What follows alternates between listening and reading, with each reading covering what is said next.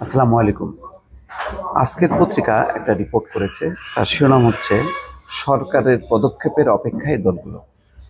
আসলেই অপেক্ষা করছে দলগুলো। যেই আহ, একটা রাজনৈতিক ঝড়ঝাপটা গেল, টান টান উত্তেজনা গেল, রীতিমতো মানে টলটলায়মান একটা পরিস্থিতি এবং রাজনীতির আকাশে দুর্যোগের ঘনঘটা। সেই অবস্থায় এখন সব বৈঠক শেষ।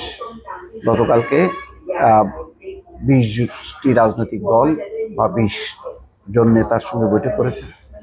তার আগে আলাদা আলাদাভাবে বিএনপি, জামাত ইসলাম এবং এনসিপির সঙ্গে বৈঠক করেছে।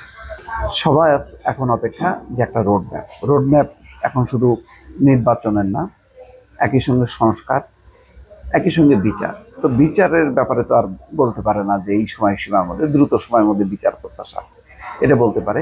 কিন্তু সংস্কারের একটা রোডম্যাপ এবং নির্বাচনের তারিখটা কি হতে পারে। সর্বশেষ এবি পার্টি 5ই ফেব্রুয়ারির মধ্যে নির্বাচন চেয়েছে।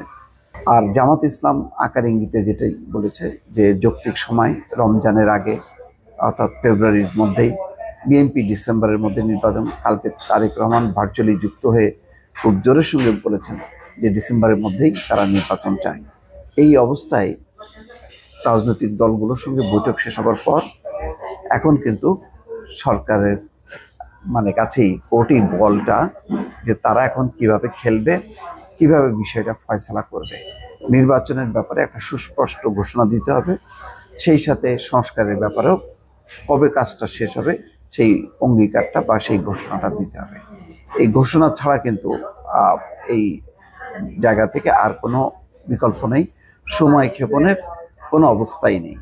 কালকে যেই রাজনৈতিক দলগুলো, মধ্য সারির বা ছোট রাজনৈতিক দলগুলো গেছে বা নিবন্ধিত রাজনৈতিক দলগুলো, তারাও কিন্তু নির্বাচনের কথা বলেছে জোরে সোরে। সেটা সিপিবি, বাসদ, তারপরে গণ অধিকার পরিষদ অথবা সমন্বয় পরিষদ, সব এই রাজনৈতিক দলগুলো যারা যারা গেছে সবার মুখেই ছিল কিন্তু নির্বাচনের রোডম্যাপ। আর একটা গুরুত্বপূর্ণ ছিল যে এই সরকার শুধু ছাত্রদের দ্বারা গঠিত না, জনতার দ্বারা সমর্থিত, জনতার একেবারে অংশগ্রহণের যেই সরকার, সেটা হচ্ছে ইউনূস সরকার। সুতরাং সকল রাজনৈতিক দল প্রতিষ্ঠানের সাথে সংযোগ রক্ষা করতে হবে, সবার সঙ্গে আলাপ আলোচনা করে গুরুত্বপূর্ণ বিষয়ে সিদ্ধান্ত নিতে হবে। কয়েকটি সিদ্ধান্ত ইতিমধ্যে হয়ে গেছে, যেমন আওয়ামী লীগ নিষিদ্ধের ব্যাপারে সবার সাথে কিন্তু আলাপ আলোচনা হয়নি করিডোর এবং বন্দর বিদেশিদের হাতে দেওয়ার বিষয়। এবং এখন পর্যন্ত রাজনৈতিক দলগুলো কবে নির্বাচন চায় সেই ব্যাপারে মতামত নিয়ে সরকার যে সেই বিষয়টি ঘোষণা করবে, সেই ব্যাপারেও কিন্তু চাপের মুখে পড়ে সরকার আলাপ আলোচনা করেছে, কিন্তু তার আগ পর্যন্ত কিন্তু নিজে থেকে উদ্যোগী হয়নি। ফলে সব মিলায় পরিস্থিতি এমন একটি জটিল অবস্থায় দাঁড়িয়েছে যে এখন সরকারকে বলতে হবে যে কবে সেই নির্বাচন, কবে সংস্কার শেষ হবে। এই বিষয়ে অন্তত দুটি রোডম্যাপ, সংস্কার এবং নির্বাচন, এই দুটি রোডম্যাপ এখন সময়ের অপেক্ষার ব্যাপার।